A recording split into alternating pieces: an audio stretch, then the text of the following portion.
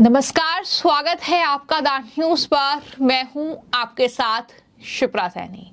महाराष्ट्र में होने वाले विधानसभा चुनाव से पहले विधान परिषद चुनाव में महाविकास आघाड़ी को बड़ा झटका लगा है। दरअसल जो एमएलसी का चुनाव महाराष्ट्र में हुआ है उसमें एनडीए ने जबरदस्त जीत हासिल की है। जी हां, जो महाराष्ट्र में एनडीए का जो गठबंधन है जिसमें शिंदे की पार्टी है, साथ ही बीजेपी और साथ ही अजीत पवार की पार्टी, जिस गठबंधन का नाम युति गठबंधन है, उसके सभी 9 उम्मीदवारों ने जीत हासिल की है। यह बड़ी खबर महाराष्ट्र से है, लेकिन इसी के साथ एक और बड़ी खबर यह है कि इस विधान परिषद चुनाव में बीजेपी की नेता पंकजा मुंडे ने जीत हासिल की है। जी हां, आखिरकार 5 साल बाद पंकजा मुंडे एक बार फिर से एमएलसी बन गई है, यानी विधायक एक तरीके से बन गई है। पंकजा मुंडे जो लोकसभा चुनाव में हार गई थी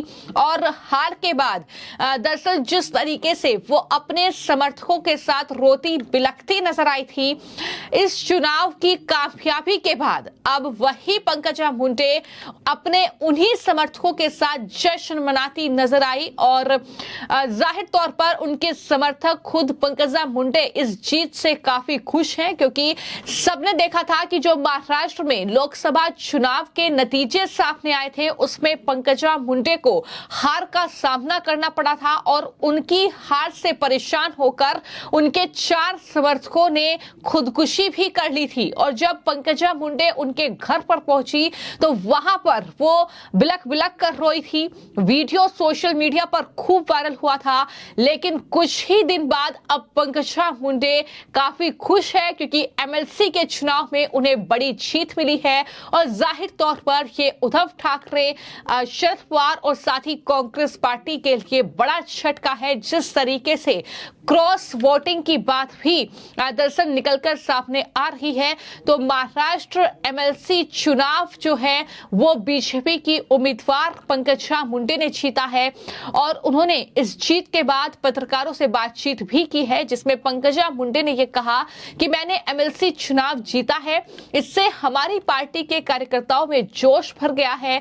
मैं बहुत खुश हूं। हम इसे विधानसभा चुनाव की तैयारी के रूप में देखते हैं, ये भी पंकजा मुंडे ने स्पष्ट कर दिया है। तो कुल मिलाकर पंकजा मुंडे ने जिस तरह का जश्न वहां पर इस जीत के बाद अपने समर्थकों के साथ मनाया है, उसकी तस्वीरें सामने आई हैं। जाहिर तौर पर रंगों से होली खेली गई है, इस तरीके का माहौल वहां पर नजर आया है। एमएलसी का चुनाव मैं जीत गई हूँ, मेरे सहकारी भी सारे कैंडिडेट जीत गए। मैं बहुत खुश हूँ और मैं यही कहना चाहूंगी कि इससे एक जोश भर गया है हमारे पूरे कार्यकर्ताओं में, पूरे वातावरण में, और ये विधानसभा की पूर्व तैयारी हम इसे मानते हैं। क्योंकि ये जीत अपने आप में बेहद खास है। खास इसलिए है क्योंकि हाल ही में जब लोकसभा चुनाव के नतीजे सामने आए और उसके बाद पंकजा मुंडे के समर्थकों ने जो खुदकुशी की, 4 समर्थक थे जिन्होंने आत्महत्या की और उसके बाद दरअसल एक अलग माहौल जो है उनके समर्थकों में देखने को मिला, जहां पर वो रोकते बिलखते नजर आए। लेकिन उसके बाद अब विधानसभा विधायकों के माध्यम से जो विधान परिषद का चुनाव महाराष्ट्र में हुआ है, 11 सीटों के लिए चुनाव हुआ, लेकिन इसमें बीजेपी ने यानी एनडीए ने जिस तरीके से जीत हासिल की है वो अपने आप में कहीं ना कहीं बीजेपी और एनडीए की एक बड़ी कामयाबी महाराष्ट्र में मानी जा रही है। यही वजह है कि पंकजा मुंडे की जीत की चर्चा हर तरफ हो रही है, लेकिन दूसरी तरफ लोकसभा में ज्यादा अच्छा प्रदर्शन नहीं कर पाए थे महाराष्ट्र के उप मुख्यमंत्री अजीत पवार, लेकिन विधान परिषद के इन चुनाव में उनके लिए भी बड़ी खुशखबरी है। उनकी राष्ट्रवादी कांग्रेस पार्टी यानी एनसीपी के दोनों उम्मीदवारों ने जीत हासिल की है। शिवाजी राव गर्जे और साथ ही राजेश विटेकर, ये 2 उम्मीदवार थे जिन्होंने जीत हासिल की है। और इस जीत के बाद एनसीपी चीफ अजीत पवार ने मीडिया से बातचीत की। उन्होंने इस बात को लेकर खुशी जाहिर की कि लोकसभा के बाद अब विधान परिषद के चुनाव में उनकी पार्टी ने अच्छा परफॉर्म किया है। उन्होंने कहा कि विधान परिषद चुनाव में हमारे पास 42 वोट थे, हमें 47 वोट मिले, हमें 5 वोट अधिक मिले। जिन्होंने हमें समर्थन दिया हम उन्हें धन्यवाद देते हैं। अजित पवार ने यह भी कहा कि हमारे विधायक विश्वास के पात्र हैं, उन्होंने हमें समर्थन दिया है। उन्होंने ये विश्वास भी जताया कि वो लोगों की समस्याओं का समाधान करेंगे। लेकिन इसी के साथ अजित पवार ने यह भी बताया कि उन्होंने शिंदे और साथ ही जो है देवेंद्र फडणवीस के साथ मिलकर किस तरह की स्ट्रेटेजी तैयार की थी, क्या कुछ चर्चा हुई थी, क्या कुछ मीटिंग हुई थी, इस बात का जिक्र भी अजित पवार ने किया। क्या कुछ उन्होंने इस जीत के बाद कहा है, सुनिए। उन्होंने हमें सपोर्ट किया है, उनका मैं शुक्रिया अदा करना चाहता हूं और धन्यवाद भी देना चाहता हूं और सबका अभिनंदन करना चाहता हूं। चुनाव जब रहता है तो एलिगेशन होते हैं, एलिगेशन के बारे में मैं ज्यादा नहीं सोचता, अपना काम करने का, विकास करने का और विकास के रास्ते से आगे जाने का। नहीं रे बाबा, ऐसा कुछ नहीं, ये पहला चुनाव नहीं। आप देखो 2 साल पहले जो चुनाव था तब हम सब एक थे, पूरी राष्ट्रवादी एक थी, तब भी हम ट्राइडन में रुके थे, आपको पता है क्या?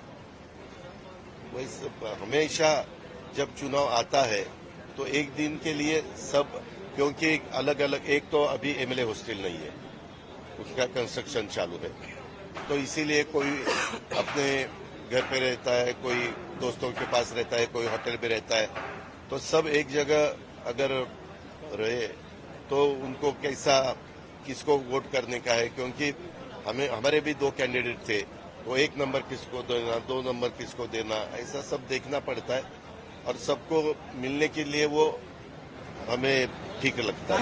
हम जरूर उसके वैसा ही हमारी कोशिश रहेगी।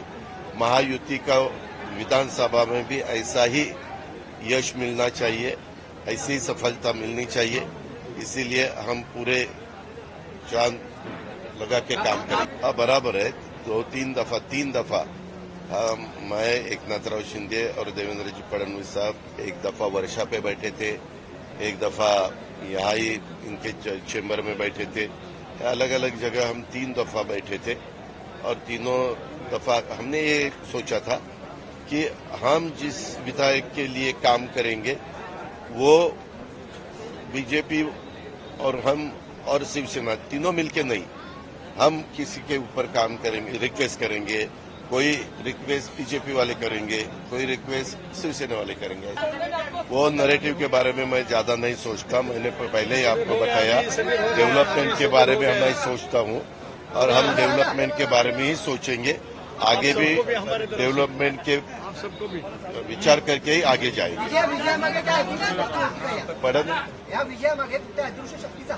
नाही हो, हे अदृश्य शक्ती व्यक्ती काही नसतं, प्रयत्न करायचे असतात, तुम्हाला संबंध चांगले ठेवायचे असतात आमदारांशी, तुमचे संबंध कसे आहेत त्याच्यावर त्या सगळ्या गोष्टी अवलंबून असतात। आमच्या सगळ्याच सहकारी मित्रांनी त्याच्यामध्ये चांगल्या प्रकारे काम केलं आणि आम्हाला ज्यांनी शब्द दिले त्यांनी आम्हाला मतदान केलं, ह्या निकालावरून दिसतंय, त्याच्यावर आम्ही सगळ्यांचे मनापासून आभार मानतो। धन्यवाद।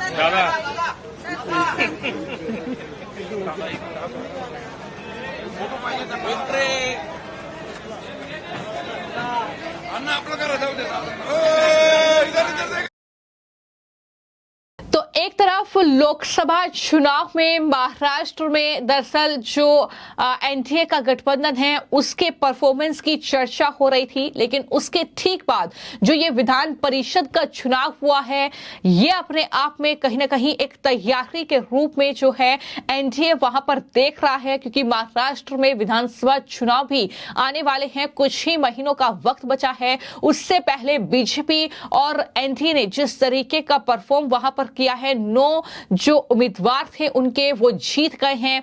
क्रॉस वोटिंग की बात भी यहां पर हो रही है, पंकजा मुंडे जैसी उम्मीदवार भी जीत गई, जो जाहिर तौर पर लोकसभा चुनाव में हुई हार से काफी परेशान थी। लेकिन अब जो बीजेपी की कोशिश थी कि पंकजा मुंडे को विधान परिषद भेजकर उनका राजनीतिक पुनर्वास करना, यही कहीं ना कहीं हुआ जिस तरीके से पंकजा मुंडे ने जीत हासिल की।